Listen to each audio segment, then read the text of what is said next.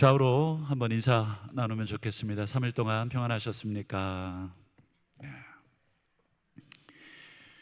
예, 조석으로 날씨가 많이 쌀쌀해졌습니다. 우리 목감기 조심하시고, 저도 이 환절기 콧물이 많이 나와서 약을 먹고 있는데 우리 성도님들 건강 조심하시길 바라겠습니다. 오늘 함께 보신 본문으로 죽은 자들 가운데서 일어날 때가 되었다. 죽은 자들 가운데서 일어날 때가 되었다. 이게 무슨 뜻인가? 오늘 이 제목으로 잠시 말씀을 나누겠습니다.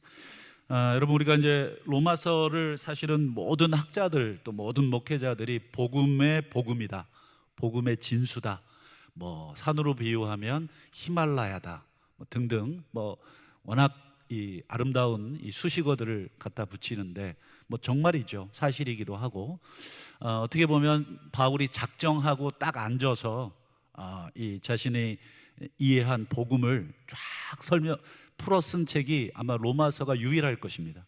대부분의 이 서신서들은 바울이 막 전도하는 중에 막 급하게 교회의 문제를 해결하고자 이 준 서신들이 많은데, 이 로마서만큼은 분량도 여러분 깁니다. 16장.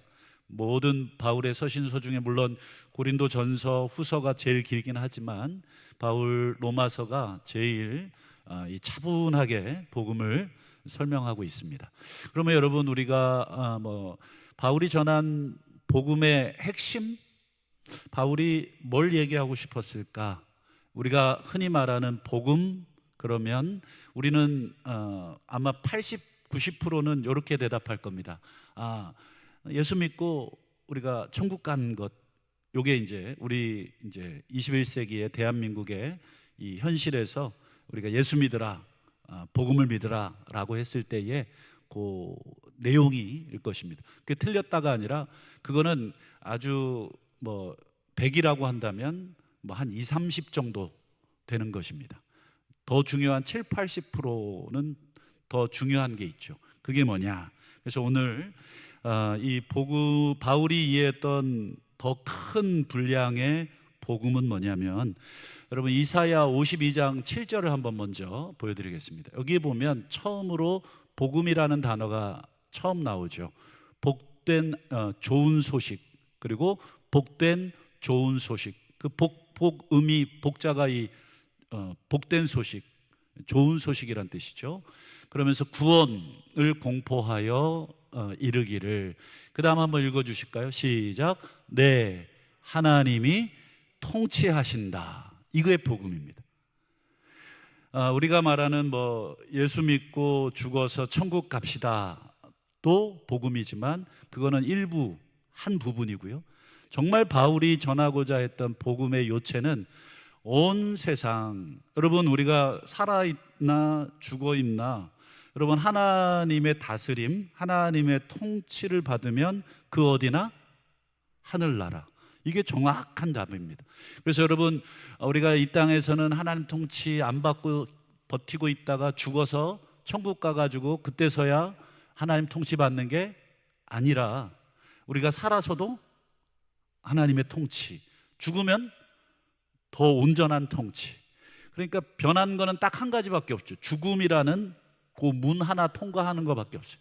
그러니까 우리 그리스도인들에게 죽음은 더 이상 큰 두려움도 아니고 큰 장애도 아니고, 대부분 사람들은 죽음은 그 이후의 세상을 모르니까 많이 두려워하죠. 그러나 우리는 성경을 통해서 죽음 이후의 세상이 어떤 세상인지 이미 너무 많이 알고 있죠.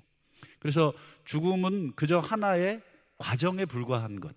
살았으나 죽었으나, 여러분 우리가 살아있지만 하나님 통치 못 받으면 그게 지옥이고, 또 살았어도 하나님 통치 받으면 거기가 천국이고. 그렇기 때문에 복음의 진짜 핵심, 바울이 전하고자 하는 복음의 진짜 핵심은 하나님이 통치하신다.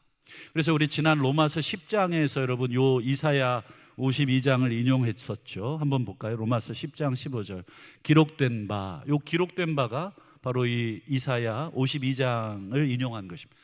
아름답도다. 좋은 소식, 복음이죠. 복음을 전하는 자들의 발이여.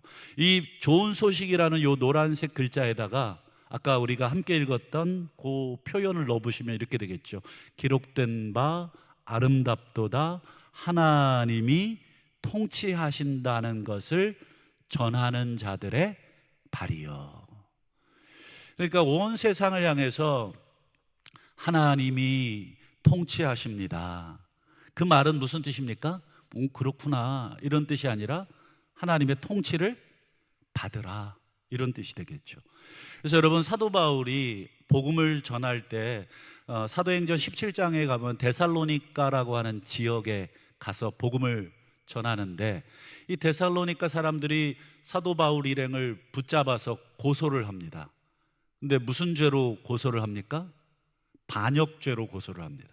한번 그 본문을 한번 읽어드릴까요? 사도행전 17장 7절인데요. 이 사람들이 바울 일행인데요, 다 가이사의 명을 거역하여 말하되, 그 다음 보세요. 같이 읽어주시죠. 시작.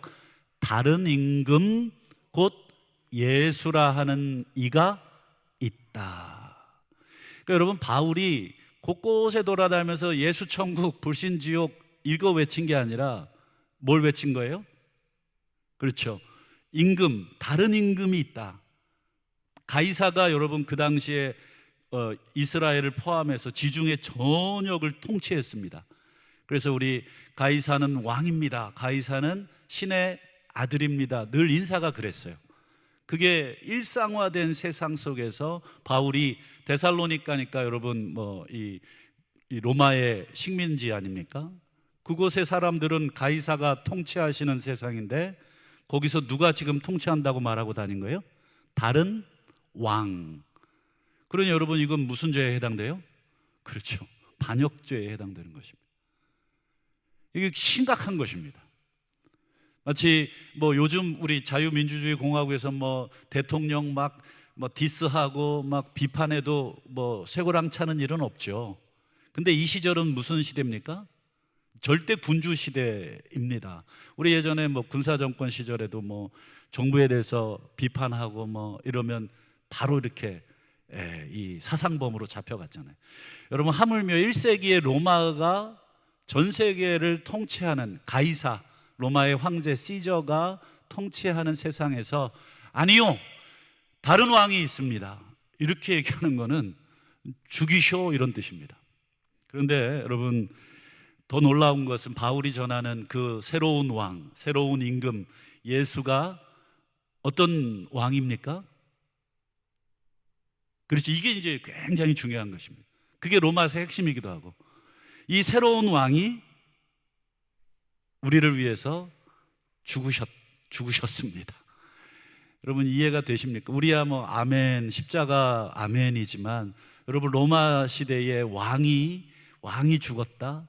그러면 그게 왕입니까? 아닙니까? 왕이 아닙니다. 더군다나 이 새로운 왕, 새로운 신, 예수라는 신이 죽었다? 로마 시대는 절대적으로 어떤 신관이라고 말씀드렸습니까? 승리주의. 이겨야 됩니다. 이겨야 됩니다. 이기는 신이 우리 편입니다. 지는 신은 어떤 신입니까? 니네 편. 그래서 여러분, 고대 시대의 이 전쟁은 이쪽 나라의 싸움이 아니라 이쪽 신과 이쪽 신의 싸움입니다. 그래서 반드시 저쪽 신을 끌어다가 이 깨부시는 의식을 반드시 치렀습니다. 너희 신은 끝. 근데 여러분, 바울이 전하는 새 임금, 새 신, 그 신이 죽었습니다. 그것도 로마의 사형틀 십자가에서 이렇게 외치고 다니는 것입니다. 그래서 여러분, 고린도 전서 1장에 보면 이런 말을 하죠. 우리가 예수를 전하니가 아니라 십자가에 죽은 예수를 전하니, 십자가에 죽은 새로운 왕 예수를 전하니, 유대인에게는 거리끼는 것이고 헬라인에게는 미련한 것이고, 미련하고, 그러니까 유대인들도 환영하지 않고 이방인들도 환영하지 않아요. 바울은 지금 혼자 우리 애들 말로 죄송한 표현이지만 생쇼하는 것입니다. 혼자 그 고생 혼자 하고 있는. 여러분, 예수, 새로운 임금 예수가 오셨어요. 그분이 통치하십니다. 이사야 52장을 막 인용해 가면서 그분께 여러분 무릎을 꿇으십시오. 그분께 경배를 하십시오. 근데 그분은 죽은 신입니다. 그러니 여러분, 유대인들은 나무에 달린 자는 저주받은 자, 신명기 말씀.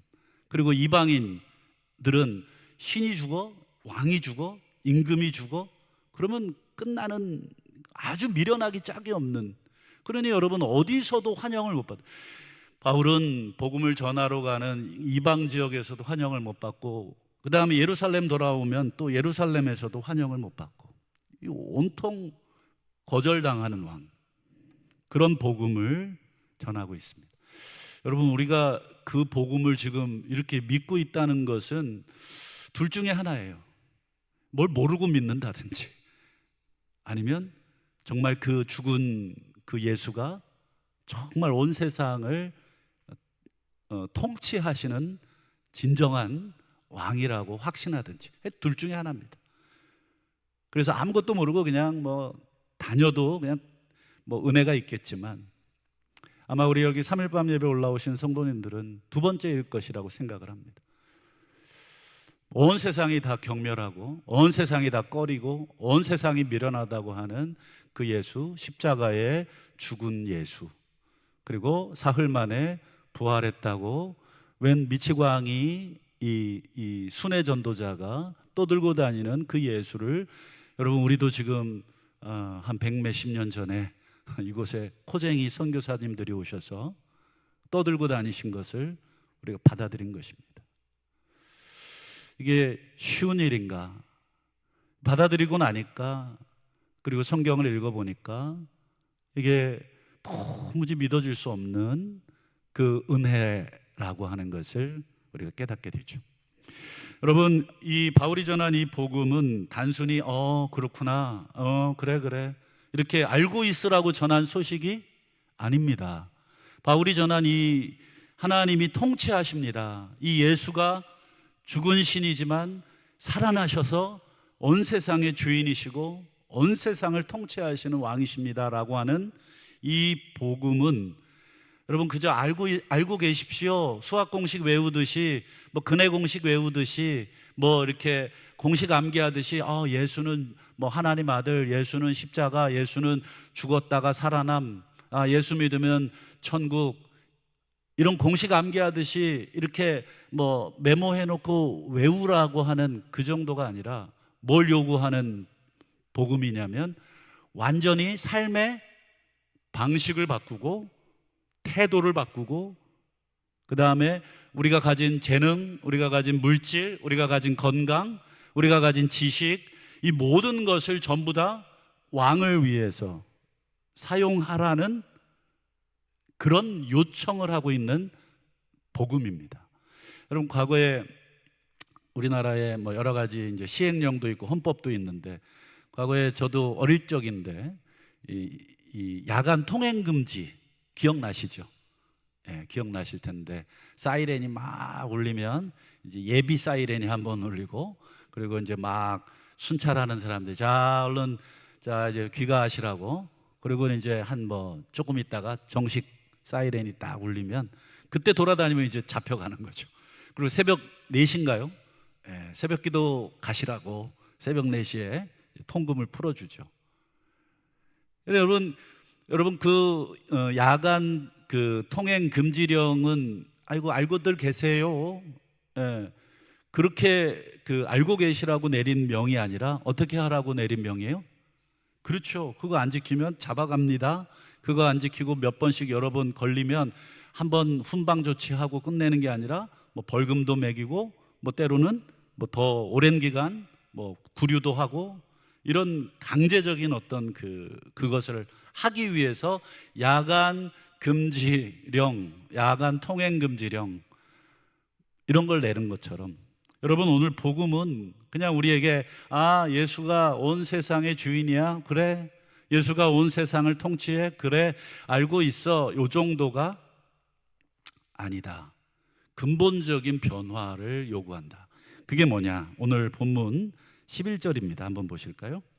같이 한번 읽어주시죠. 시작. 또한 너희가 이 시기를 알거니와 자다가 깰 때가 벌써 되었다.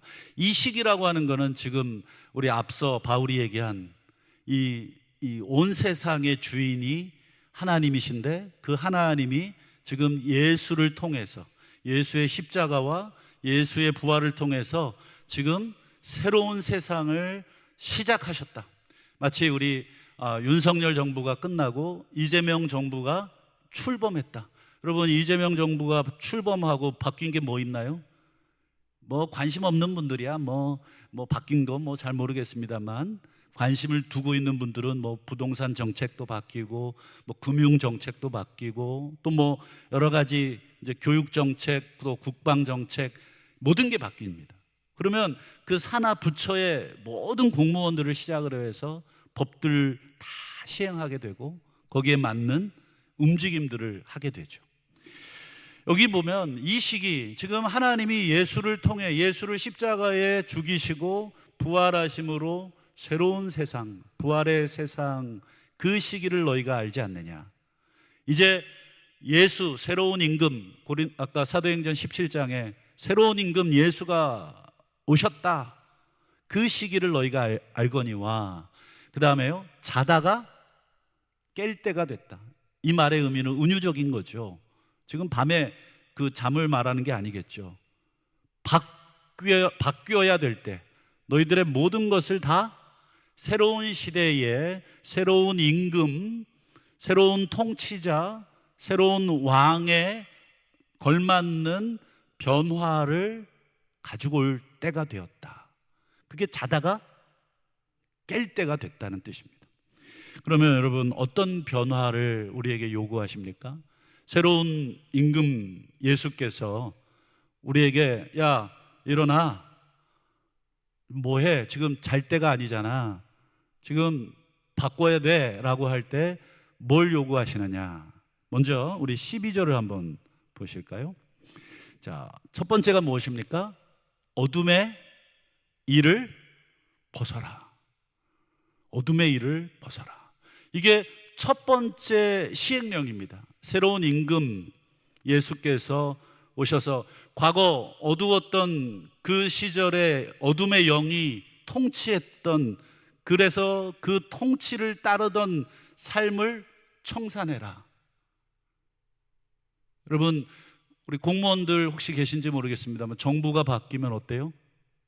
물론 기본적인 기조는 있겠지만 많은 것들을 바꾼다 그러더라고요. 저는 공무원 생활을 안 해봐서 잘 모르겠습니다. 근데 상당히 많은 것들이, 또 시행령들이 내려오고 바뀐다고 합니다. 첫 번째 대통령이 돼서 첫 번째 시행령, 여러분, 임금 예수께서 새로운 시행령, 어둠의 시대의 일을 벗어라. 여러분, 그거 안 벗으면 어떻게 되겠습니까? 그렇죠. 뭔가가 제재가 가해지는 것입니다. 그러면 여러분, 어둠의 일이 무엇인가? 사도 바울이 사실은 곳곳에서 얘기하지만 오늘 로마서를 중심으로, 그리고 뒤에 몇 가지를 더 중심으로 볼 텐데 13절을 한번 보실까요? 어둠의 일을 6가지로 설명합니다. 6가지. 이 6가지만 어둠의 일이 아닙니다, 여러분. 이 6가지는 대표적인 성격을, 그래서 여러분 크게 두 카테고리로 좀 묶어서 설명을 드려보겠습니다. 방탕, 술 취함, 음란, 호색, 다툼, 시기, 6개잖아요. 그러면 여러분 뭐가 비슷하고 뭐가 비슷한 그룹입니까? 그렇죠. 윗줄이 비슷하고 아랫줄이 비슷하죠. 윗줄 보세요. 방탕, 술, 음란, 호색. 여러분, 이 전부 다 뭐예요? 성적인 부분입니다. 술 먹고 이성을 잃고 막 여러 가지 난잡한 삶을 살고, 밑에 다툼, 시기는 뭐예요? 좀 관계적인 거죠. 여러분, 성적인 거는 눈으로 짓는 죄가 대부분 시작입니다. 보는 것. 그 다음 다툼, 시기는 여러분 뭘로 짓는 죄입니까? 뭘로 다투시고 뭘로 이렇게 하세요? 네, 입으로 하시죠. 설마 뭐 눈으로도 다투시긴 하겠지만 대부분 눈에서 레이저가 먼저 나오고 그 다음에 이제 입으로 쏟아낼 때 다툼과 이 시기의 말들이 쏟아지는 거죠. 이 눈과 그렇죠, 입을 조심하라 이 말입니다. 사실은 눈과 입. 새로운 정부가, 새로운 왕이 통치하기 시작했다. 그러니 너희들은 눈으로 짓는 죄, 입으로 짓는 죄, 그게 어둠의 일인데 그 어둠의 일을 스톱, 그만. 이게 이제 첫 번째 명령이 되죠. 여러분, 눈과 입이 왜 대표적인 죄냐? 여러분, 다윗이 밧세바를 범하잖아요. 밧세바를 사무엘하 11장에 보면 밧세바를 범하는데, 여러분 제일 먼저 성경의 기록에 밧세바를 범하기 전에 어떻게 되어 있어요? 그렇죠, 보고. 벌써 이 시각적인 자극이 들어오고 음욕이 들어오고 그리고 범하는 일이 들어오죠. 그 다음에 여러분, 그 죄를 은폐하기 위해서 이 남편을 끌어들이고 뭐 어떻게든 무마시키려고 할 때 그 다음이 다윗이 뭘로 죄를 집니까? 그렇죠, 입으로 죄를 짓죠. 거짓말을 하죠. 그래서 뭐 요압에게도 그리고 우리아에게도 전부 거짓말합니다.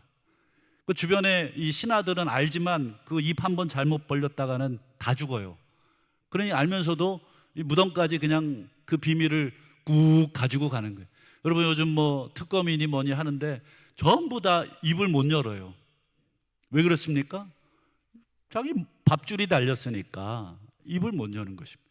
여러분, 다윗 절대군주가 그런 죄를 졌는데 저요, 너다 이렇게 할 사람이 누가 있습니까? 이건 자기의 옷을 벗을 각오를 하지 않는 이상은 쉽지 않죠. 그래서 다윗이 야 이렇게 된 거야.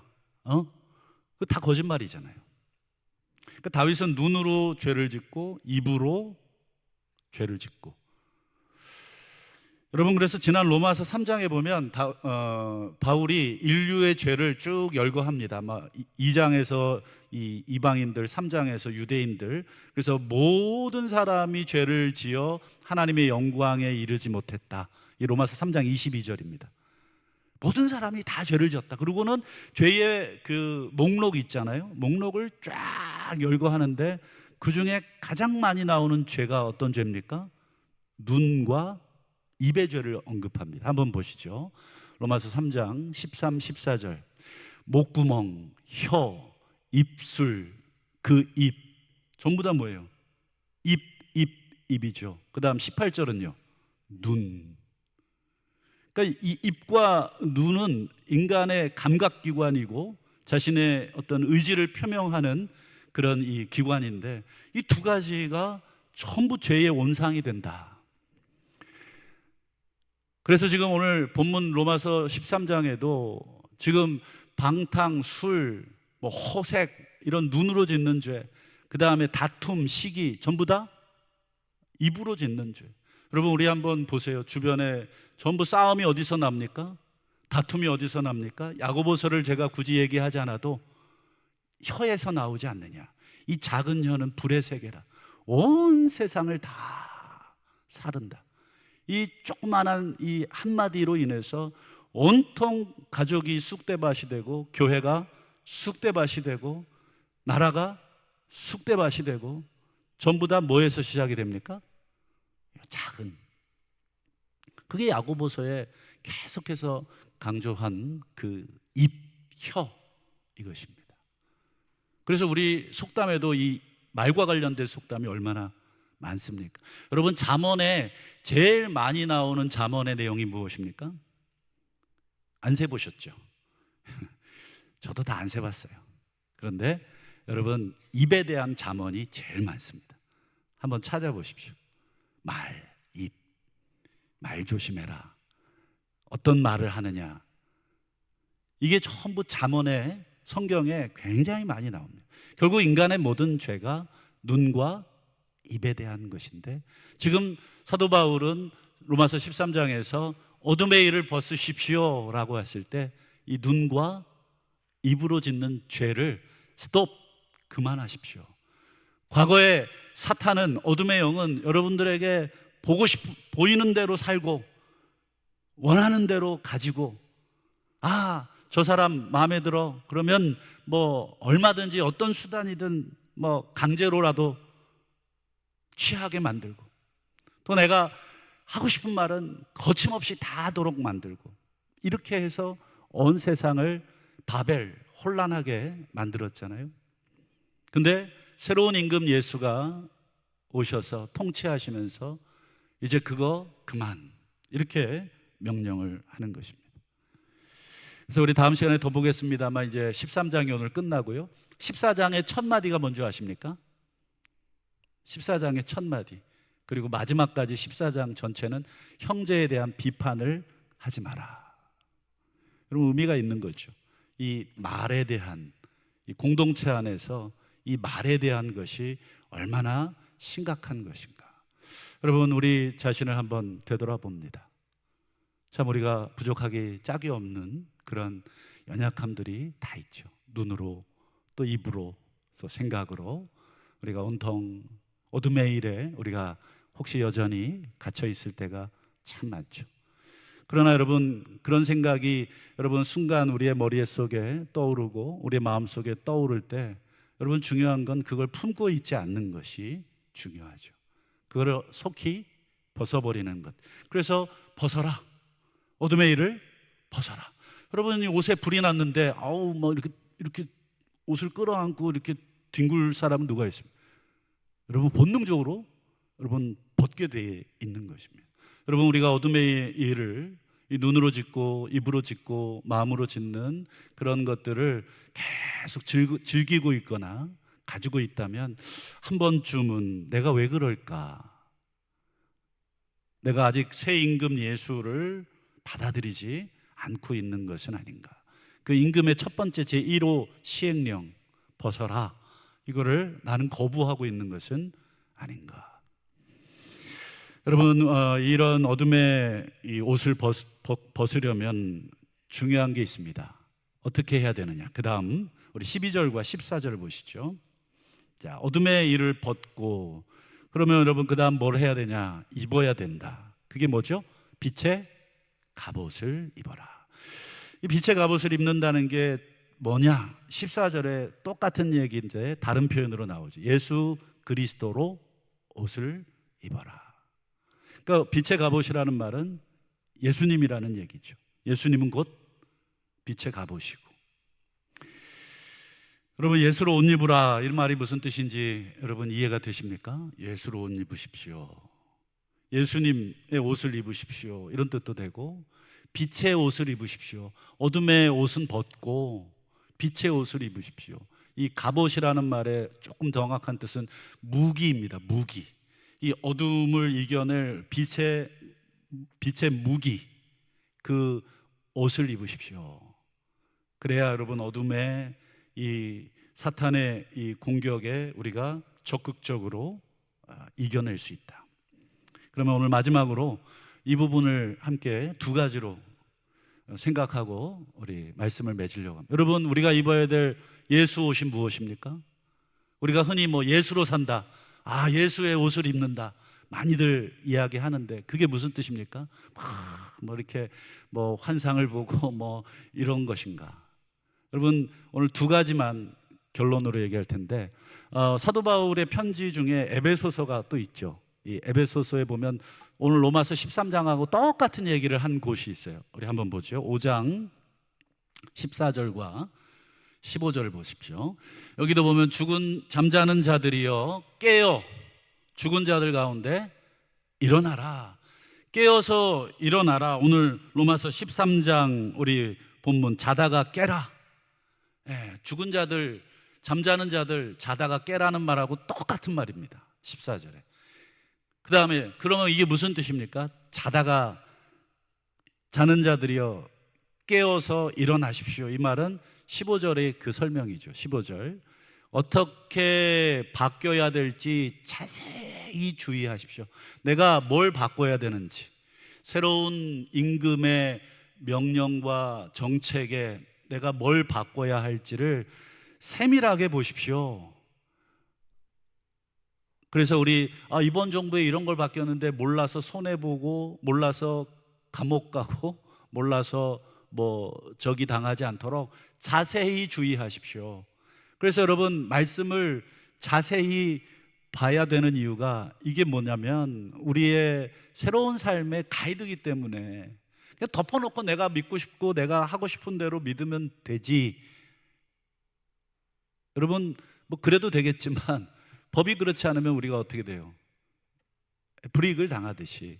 여러분, 말씀 덮어놓고 내가 그냥 30년 교회 생활 짬밥이 있는데 척하면 착이죠. 우리 성도님들 설교 제목만 들으면 오늘 뭔 얘기 하려는지 다 아시잖아요. 기가 막히죠. 우리 성도님들 듣는 귀가 아주 고급되어 있습니다. 얼마나 많은 설교를 듣습니까? 그렇기 때문에 성경 안 읽어도 내가 종교 생활, 교회 생활, 눈 감고도 화나죠. 저도 그렇습니다, 솔직하게. 근데 여러분, 날마다 자세히 주의해서 이 예수 그리스도의 법을 우리가 보고 있느냐, 이건 굉장히 중요한 일이죠. 그러면 어떻게 바뀌어야 될지 성경을 이제 마지막으로 두 개만 보겠습니다. 첫 번째, 에베소서 5장 19절 20절입니다. 아까 우리 14, 15절을 읽었잖아요. 어떻게 행할지 자세히 주의해서 바꿔라. 어둠의 일을 벗고 이제 빛의 옷을 입어야 되는데, 빛의 옷이 뭔지를 두 가지로, 첫 번째, 시, 찬송, 신령한 노래, 그 다음에요, 너희 마음으로 주께 노래, 찬송, 그리고 20절 범사의 맨 끝에만 보죠. 하나님께 감사. 여러분, 19절 20절을 여러분 이 단어로 한번 바꾼다면 이게 무슨 언어입니까? 그렇죠, 예배에 관한 언어입니다. 예배, 기도. 감사라는 말은 기도한다 할 때, 내가 기도할 때마다 너희를 위하여 감사하노라, 기도의 언어고, 시, 신령한 노래, 예배의 언어. 여러분, 어둠의 옷을 벗고 빛의 옷을 입는 첫 번째가 무엇입니까? 그렇죠, 예배, 기도. 한번 우리 자신을 한번 적용해 봤을 때, 여러분, 내가 자꾸 어둠의 생각들로 가득할 때는 뭐가 이렇게 떨어집니까? 그렇죠, 기도, 예배, 찬송, 이게 떨어질 때 어둠의 일들은 올라갑니다. 그러면 여러분, 어둠의 일들을 낮추려면 뭐가 올라가야 됩니까? 그렇죠, 기도, 예배, 찬송, 감사, 이게 올라가야 됩니다. 이게 반비례하게 되어 있습니다. 그래서 여러분, 전부는 아니겠지만 우리가 어떤 사람의 신앙을, 또는 나 개인의 신앙을 우리가 이렇게 돌아볼 때 제일 중요한 건 기본적인 기본에 충실하느냐, 기본에 충실하느냐. 우리 신앙생활의 기본은 무엇입니까? 너무너무 잘 알죠. 웨스트민스터 교리용도 1번도 그 마찬가지. 하나님을 영원토록 즐거워하고 기뻐하는 것. 그 예배의 언어, 감사의 언어, 찬송의 언어. 그게 여러분 우리가 믿는 이 장로교의 아주 중요한 기본적인 첫 번째. 사도 바울이 에베소서 5장에서 여러분 그 얘기를 하는 것이, 잠자는 자들이여 깨어나서 죽은 자들 가운데 일어나십시오. 어떻게 여러분들이 변화해야 될지, 첫 번째는 예배가 바뀌어야 된다. 여러분, 예배 잘 드리고 있는가? 우리 자녀들 예배 잘 드리고 있는가? 우리 배우자 예배 잘 드리고 있습니까? 내 남편 예배 생활, 기도 생활, 찬송 생활, 내 아내 잘하고 있습니까?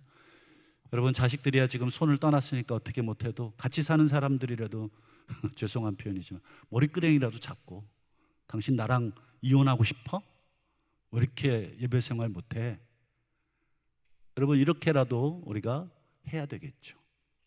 그래서 정말 우리가 예배 그렇게 하라는 뜻이 아닙니다. 또 가셔서 또 목사님이 머리끄댕이 잡고 하라 그랬다고 또 오해하지 마시고, 여러분 그 정도의 여러분 마음이, 우리가 부부라는 건 한 배를 탄 운명 공동체잖아요. 혼자 이렇게 외롭게 혼자 짱 믿음 가지고 계신 우리 성도님들 볼 때마다 참 기도가 절로 나오는데 얼마나 힘드셔요. 믿지 않는 그런 배우자들, 또 믿음이 없는 배우자들 참 놓고 이렇게 같이 예배드리고 싶고 찬송하고 싶고 또 기도하고 싶고, 그 영적인 그 무기거든요. 빛의 무기거든요. 어둠의 일을 눈으로 짓고 입으로 짓는 죄를 이길 수 있는 첫 번째 무기, 예배, 기도, 찬송.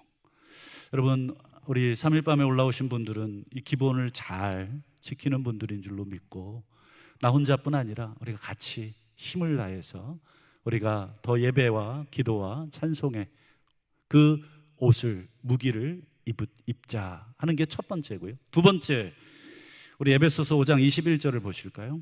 같이 한번 읽어주시죠. 시작. 그리스도를 경외함으로 피차 복종하십시오. 이게 두 번째입니다. 이게 왜 그럴까? 여러분, 이걸 조금 다르게 번역하면 그리스도를 경외하시는 것처럼, 그리스도께 우리가 경외한다는 건 종이 주인에 대한 태도를 말할 때 경외입니다. 무겁게 여긴다. 내 부모를 공경하라 할 때 그 단어와 같은 것인데, 여러분, 우리가 종으로서 주인 되시는 새 임금 되신 예수를 무겁게 여기고 그분의 명령에 귀를 기울이는 것처럼 여러분 서로 복종하십시오. 복종하다는 이 헬라어는 두 단어가 합친 것입니다. 뭐뭐뭐뭐 아래에 서다. 자, 여러분, 예배 그리고 서로 복종은 서로 연결되어 있습니까? 아니면 아무 상관없는 것입니까? 어떻습니까? 연결되어 있겠죠. 여러분, 우리 신앙이 좋은 배우자를 만나면 여러분 아마 집에서 경험해 보셨을 텐데, 여러분 그 배우자가 여러분 이 남편이나 아내를 막 무시하고 경멸하든가요? 아니면 이해해 주려고 그러고 존중해 주고 그러고 이렇게 복종해 주려고 그러고 그렇습니까? 그렇죠. 이게 당연히 신앙이 있는 배우자들은 상대 배우자를 절대로 누르질 않죠. 아래로 보지도 않고 존경하고 존중하고. 그 여러분 뒤에 이제 21절 뒤에 여러분 남편들이요, 아내들이요, 이 가정에 대한 얘기가 더 이어지는데, 여러분 똑같은 것입니다. 피차 복종하라. 남녀 7세 부동석 그뿐 아니라 여러분 남존여비, 우리나라 이 유교 사상에 의해서 얼마나 우리 여성분들이 남모르는 이 억압을 당했습니까? 사실은 기독교가 들어오고 여성의 인권이 올라가고 평등해지고 교육이 실시되고, 여러분 다 하나님의 뜻이 거기 있습니다. 사도 바울이 여러분 그 얘기를, 여러분 예수님 시대에는 여자는 숫자도 치지 않았잖아요. 더 심각했잖아요. 그러나 하나님은 어떻습니까? 피차 복종하라. 여러분, 예배와 피차 간의 복종은 서로 연결되어 있습니다. 우리가 예배하고 찬송하고 기도하면서 동시에 눈으로 형제를 범하고 또 입으로 형제와 다투고 비난하고 이럴 수 있는가? 불가능한 거죠.